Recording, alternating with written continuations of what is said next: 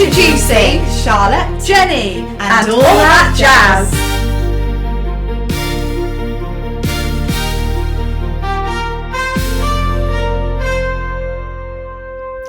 Hello and welcome to another edition of And All That Jazz. It's just me today, Jenny, on my own. Charlotte can't be with us this week. It turns out that those baggy tie-dye trousers with the elephants on aren't fire retardant, so we wish her a speedy recovery and we'll see you soon. Okay, so this week, instead of our normal chit-chat, we're going to have a little quiz. Now, after the last quiz that I did, I had a bit of feedback and several people did say that they found the quiz rather hard. I thought that I'd tried to put in something for everybody and it wasn't too bad, but apparently not. So I've tried harder this time to make it a bit more manageable for everybody. So we'll see. But shout out to my good friend John Bailey. He's head of props down at the Birmingham Rep Theatre and he listens in every week, and he did say that the quiz was a bit hard. So John, this one's for you. Now, there's no real theme to today's quiz, but all the questions are related to things that are happening in theatre, television, radio, and all that jazz. So let's get going with our first question. We'll start at the beginning. It's a very good place to start. Question 1. Which football team are known as the Red Devils? Which football team are known as the Red Devils?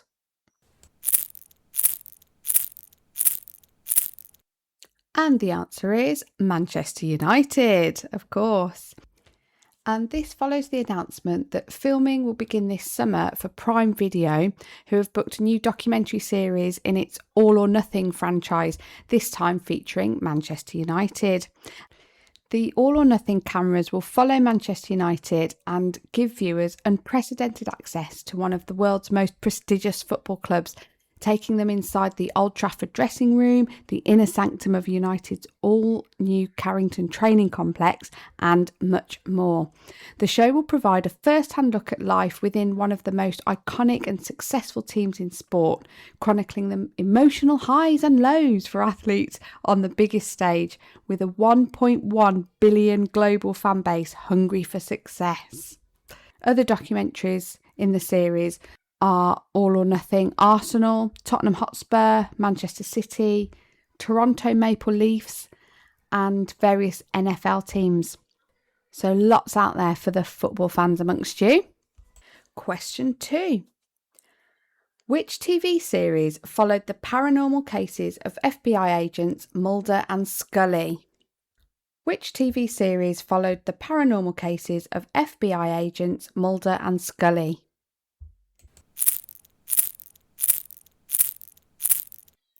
It is, of course, The X-Files. And this relates to another documentary that's available now on Sky and Now television called The Alien Autopsy Scandal. And this is based around a group of ambitious filmmakers who found themselves at the centre of an unprecedented media storm after recreating a landmark alien encounter in a North London apartment, and some still insisting it was based on a genuine film recorded by the US military. In 1995, 18 minutes of grainy film shocked the world and sparked one of the most compelling mysteries of our time. The so-called alien autopsy footage appeared to show 3 government officials in hazmat suits dissecting the corpse of an alien recovered from a crash site near Roswell, New Mexico in 1947. The footage became an international sensation, captivating film experts, military analysts, and even the Secret Service. But the question remained, was it genuine or was it an elaborate hoax? The truth is far from straightforward. Oh, I love a good conspiracy theory. So that was a really interesting one to look out for. Right, moving on to music now. Later this month, Graham Norton welcomes Madonna in a special for BBC One and BBC iPlayer. Oh, this will be really good. Recorded at Coco in Camden, London, the stage that hosted Madonna's first ever UK show in 1983, as well as the launch of her 2005 album, Confessions. Confessions on a Dance Floor, the programme sees Graham meet with Madonna for an intimate, in-depth discussion about her incredible life and celebrated career ahead of the release of her new album, Confessions 2, in July. Wonder how long it took her to come up with that name. During the interview, Madonna looks back on her early days in New York, reflects on her enduring relationship with the UK, discusses her most recent performance at Coachella, and much more. Okay, so here's your quiz question. Question number 3. What was Madonna's first number 1 UK hit? What was Madonna's first number 1 UK hit? I'll give you a little clue. It was 1985. It was Into the Groove. So looking forward to that interview, Madonna and Graham, which will be broadcast on BBC One on Friday the 26th at 10:40. So just a couple of days away. Okay, on to our next question. Question 4. Now, if you've been listening carefully each week, we randomly were talking about this next theatre quite recently. So there's a little clue. But here we go. Which West End theatre is to be renamed after Dame Judi Dench? Which West End theatre is to be renamed after Dame Judi Dench?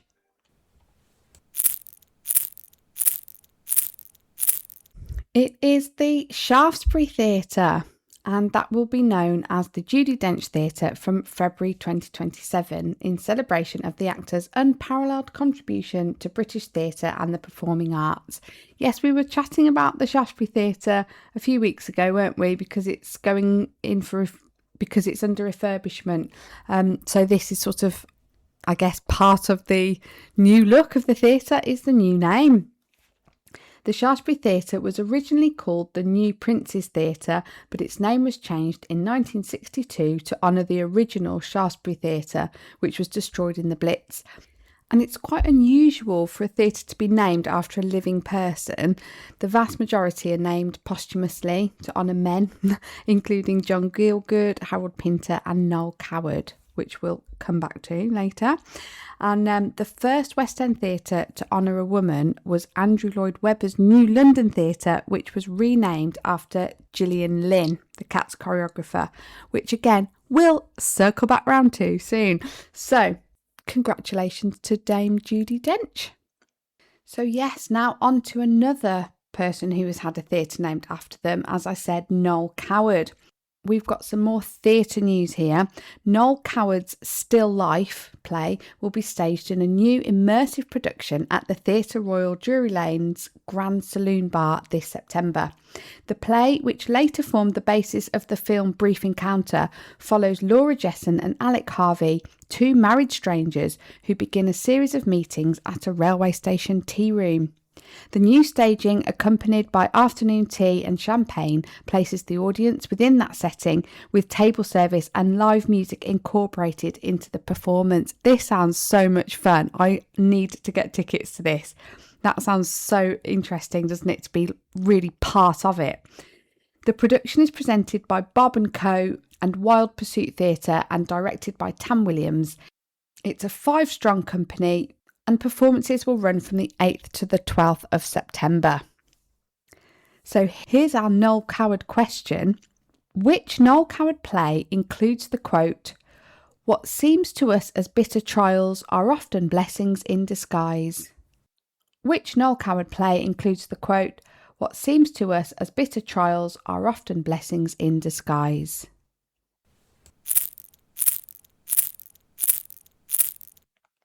It is, of course, The Importance of Being Earnest, which has so many fantastic quotes in it, doesn't it? But that is one of my favourites. And another quote from Noel Coward and one of his songs, "Only mad dogs and Englishmen go out in the midday sun." And that brings us to our next question and topic of conversation, which is the heat. Whew, it's a hot one. There's actually a red weather warning out today and tomorrow, I believe. So keep your hats on, stay hydrated, guys. But let's have a look at our next quiz question. Question 6. What is the most common ice cream van song in the UK? What is the most common ice cream van chime in the UK?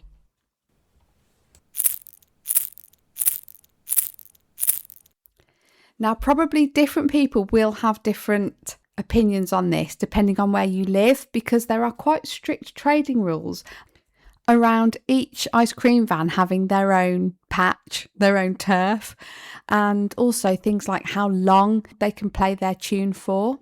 It's a certain number of seconds. So quite an interesting topic, actually, if you're into that kind of thing. But the answer is the most common ice cream van tune in the UK is Greensleeves. So as soon as you hear that, you always immediately think of the ice cream van coming to town, don't you? And other frequently used tunes include Pop Goes the Weasel, Teddy Bear's Picnic, Old Soul Mio, and Match of the Day theme. Okay, right, on with our next question. Now, we were talking earlier about quotes, so I've got a little catchphrase here for you. So question 7 is, can you tell me which television comedy this catchphrase was from? Oh, dearie me! Oh, dearie me! Well, that's my impression of it anyway. Don't know if I really did it justice, but there we go.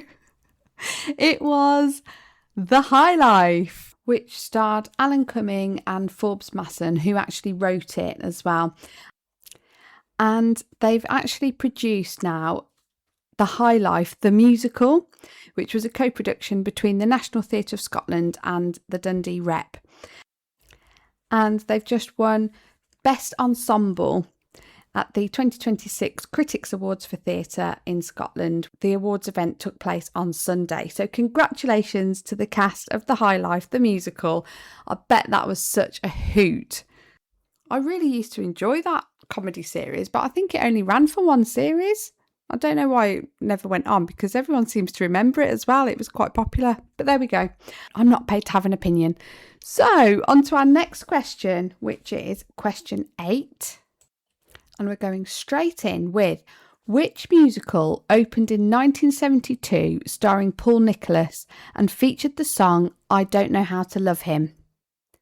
Which musical opened in 1972 starring Paul Nicholas and featured the song I Don't Know How to Love Him?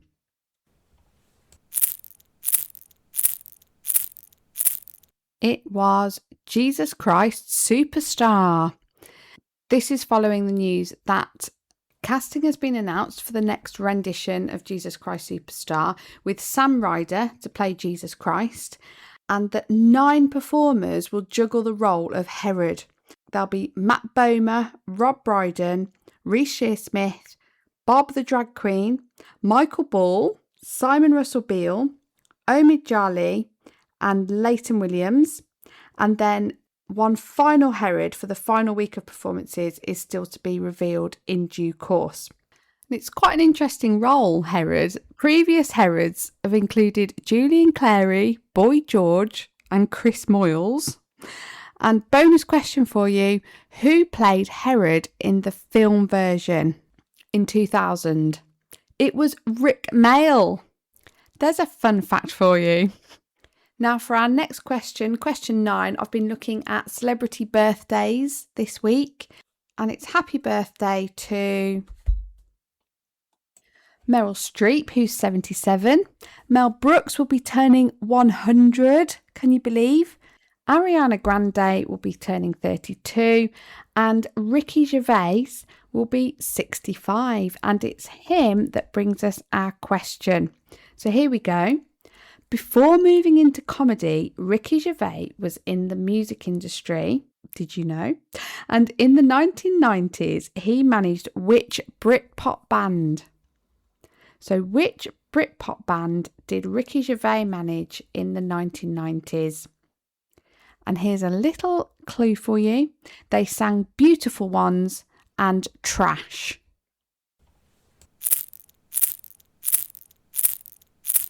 And the answer here is Suede. Ricky Gervais managed Suede for a period in the 90s.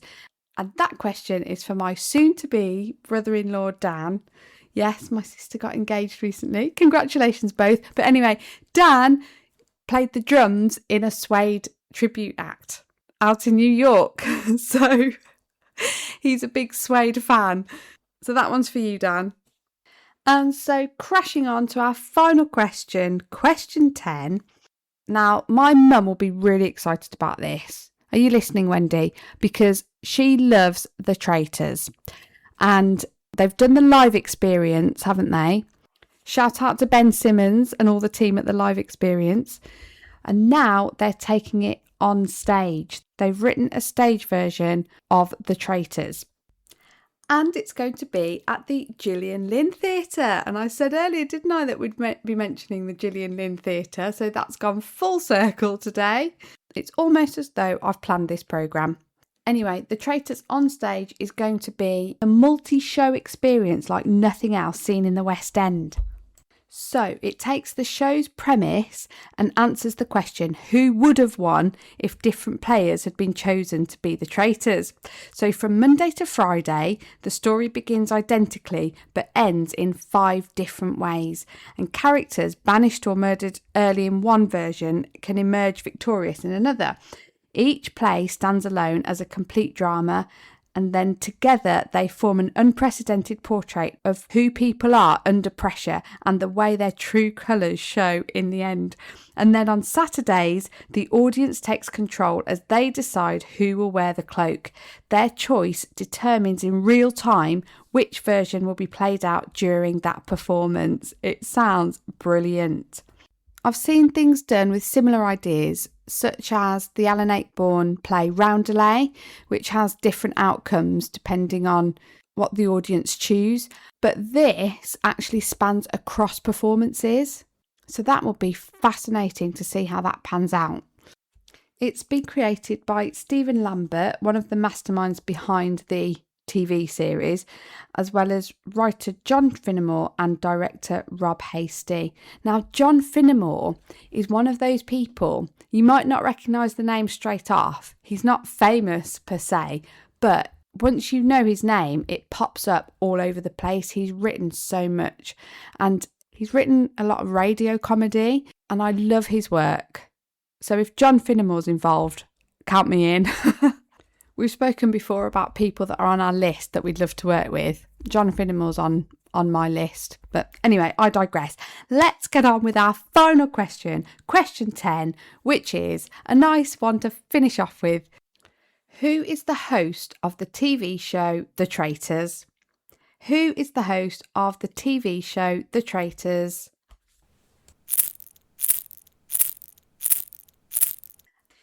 Of course, it's the most famous fringe in showbiz, Claudia Winkleman. Well, that's it for this week. Thank you so much for joining me. I hope that the quiz this time round was a little more manageable. Please get in touch. Let me know how you got on. I'd really love to hear from you. You can reach us on socials and all that jazz _pod, or you can reach my socials at Centre Stage with Jenny. And of course, we're on demand on backstageradio.co.uk. So that's all for now. Join us next time for more on theatre, television, and all that jazz.